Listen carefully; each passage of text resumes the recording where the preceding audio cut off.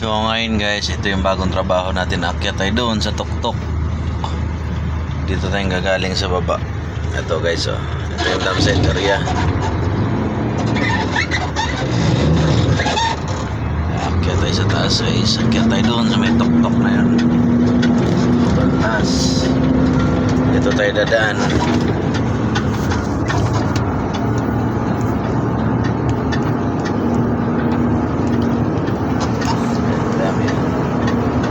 Bagong trabaho natin, grabe talaga naman, sobra.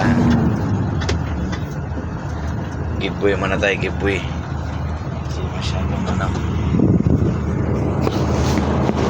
para kiyatin natin maduluduluhan.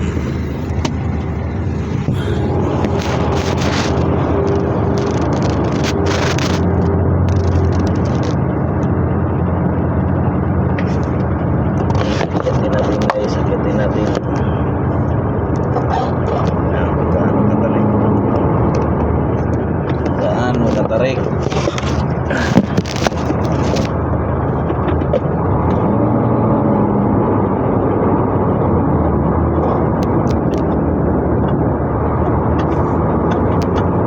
na, pupunta tayo rito para masapol niya, alikabok, masapol din natin, alikabok, pakyat.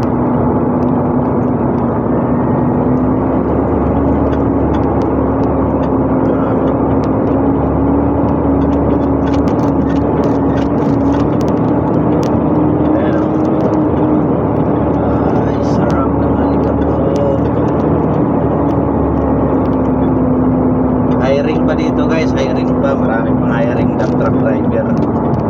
Kailangan dito may dala na kayong medical, CPI, in situ. Kung meron kayo in situ, pwede ring wala. Kung wala kayo in situ guys, PM lang kayo sa akin at ilalakad namin kayo sa ilalakad ko kayo sa HR namin dito. Wala ang in situ na dump truck driver, pwede kayo mag-apply dito, sila na mag-provide ng in situ. Dito tayo, liko kasi iba ang way niya sa kabila.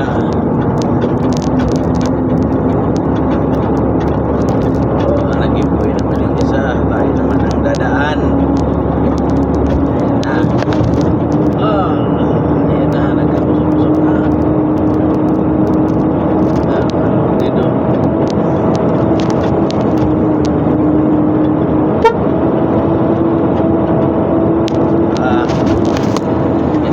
Guys, grabe galing ka po.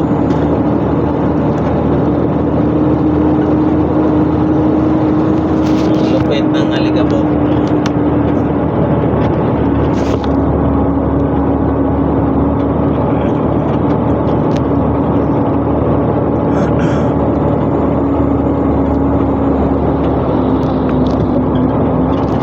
Power China. Guys, so trupa natin bagong driver.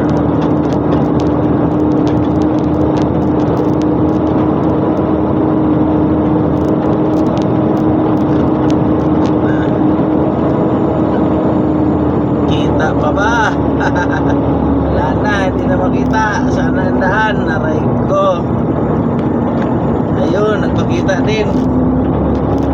Ganyan dito guys, pag wala pang nagdidelay, grabe. Yung mga sanay sa dump truck dyan, pwede na kayo rito. Sanay na sa China truck, Shopman. Hindi pwedeng sa Isuzu lang kayo dito, tapos hindi kayo sanay rito kasi mahirap pakiusapan ng mga Chinese ang mga titrintes, hindi Pinoy. Pagsinyasan na lang kayo kung maaari pag hindi ka pa marunong.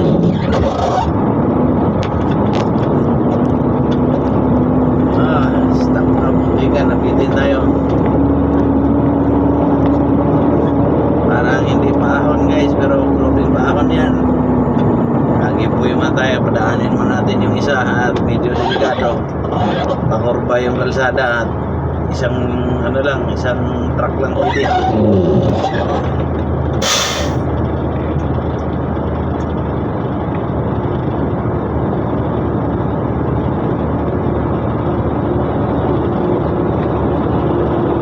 Nakadaan ng isa, meron isa pa, meron pang isa, lumaragasa. Dito kadalasan guys yung ano, yung wala ng preno, ano ng hangin,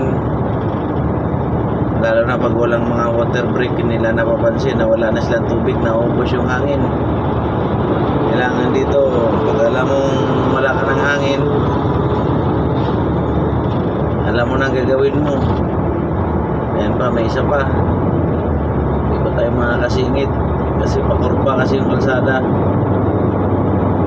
Ganito rito. Hindi basta-basta ano. Pag nagkamali, bangin talaga. Gulong ka talaga hanggang sa baba. Bata pa to guys, oh. Pero ang lakas ang loob.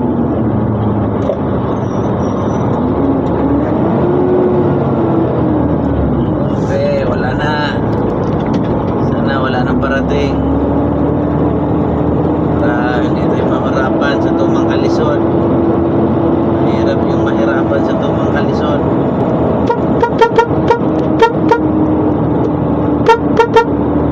Ayun, buti hindi nabutan sa kanto. Ito guys, oh, nakahazard siya, nagbagal. Bakit kaya? Wow!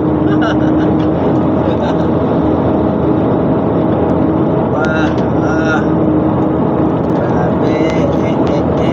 Medyo hirap na guys. Tignan mo guys kung ilang minuto hanggang sa doon sa ano, sa loading area natin. Grabe taas.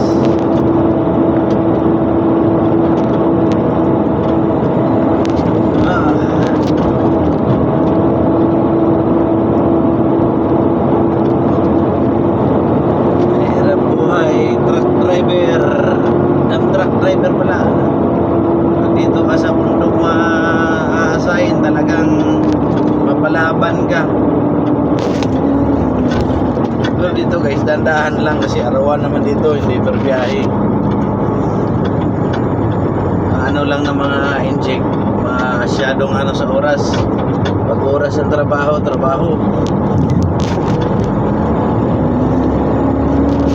Pero may pampalubag-loob mamaya. Bibigay na naman sinsit ng 100.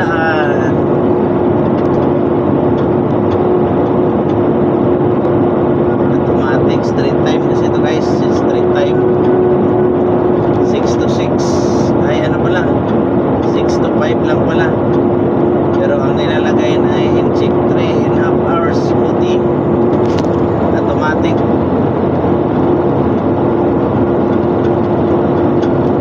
So ito ang number 25 na pula na nakaparada. Ito to, ilalagay ng tubig. Ilalagay ng tubig si Dodong.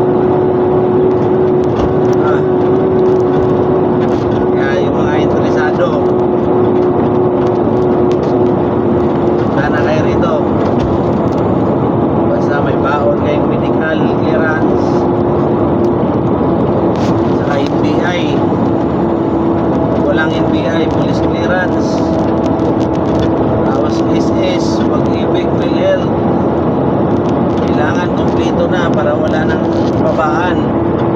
Kasi dito, pag natanggap kayo, tuloy-tuloy na, kinabukasan. May DTR na kayo kaagad.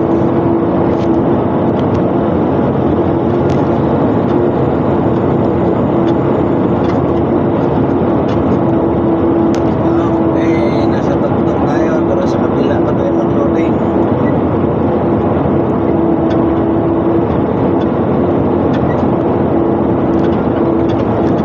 Nakailang minuto na tayo guys, hindi pa tayo nakarating. Kasi mabagal lang takbo natin.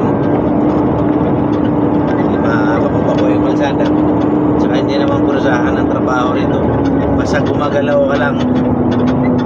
Yan ang ano ng inching. Tsaka hindi ka pwede magpatakbo dito ng mabilis. May speed limit, 15 lang kph.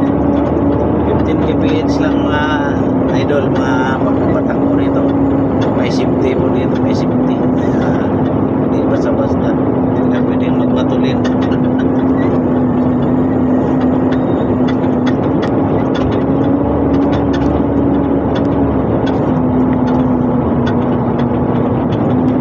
Dito, maano ka rito. Walang libre kain pero makakatipid ka kasi kung ano lang merong mga ano mo, yun lang kakainin mo. Baon na kayo ng maraming bagong kung gusto nyo rito mag-apply.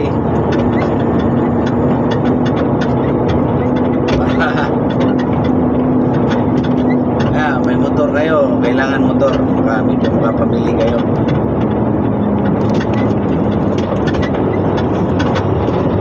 May motor, ayun, nakakapunta ng pamilihan. Kaya makakain-kain ka ng isda-isda.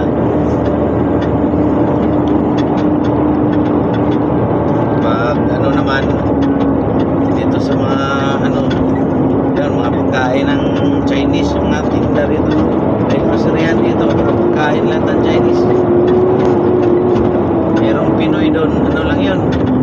Nakita ko doon, ano lang, sardinas lang at saka pancit canton. Yun lang ang ano, panindang Pinoy nila. Tapos alak, mga Chinese na alak, sigarilyo. Tapos yung mga soft drinks, mga Chinese na.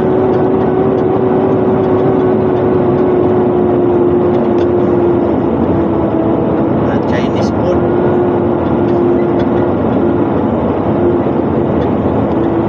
Ito kagandahan dito, walang huli. Pagbaba mo, malinis lisensya mo, walang kakaba-kaba, wala kang ano na tutubusin. Yan ang kagandahan dito. Walang mga buhaya.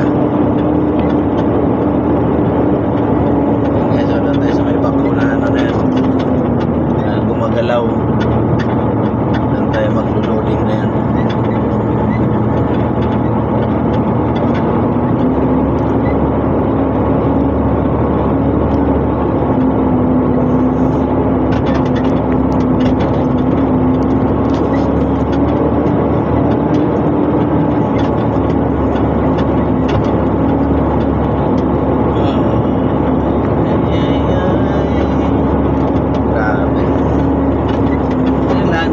Dahan lang maghapon.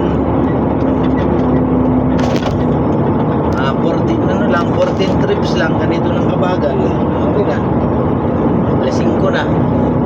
Alas 5, agapang na. Nandun na si Mr. Do, nakaantay si Mr. Do. Dala-dala ang tig 100 bawat isang driver. Pagka-turnover ng susi, 100 agad.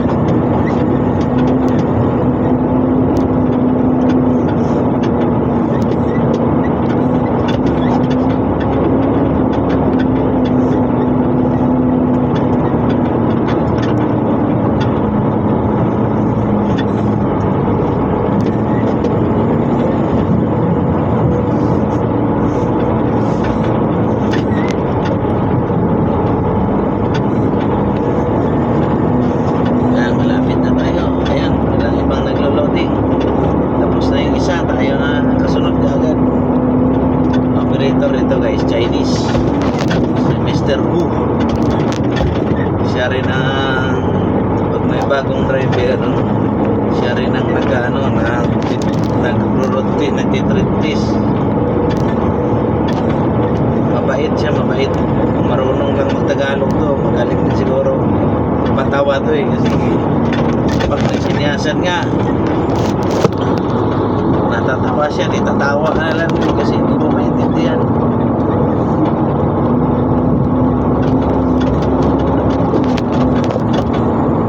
Si Mr. Ho, si Mr. Houghty. Ayan na, dito na tayo sa bako niya. Ayan.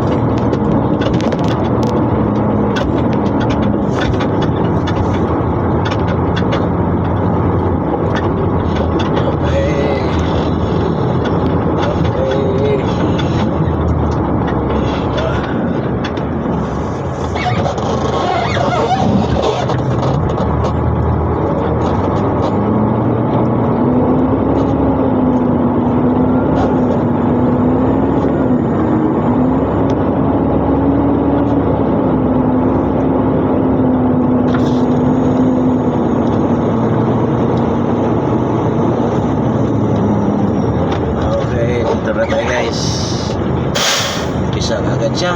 Bagsak agad.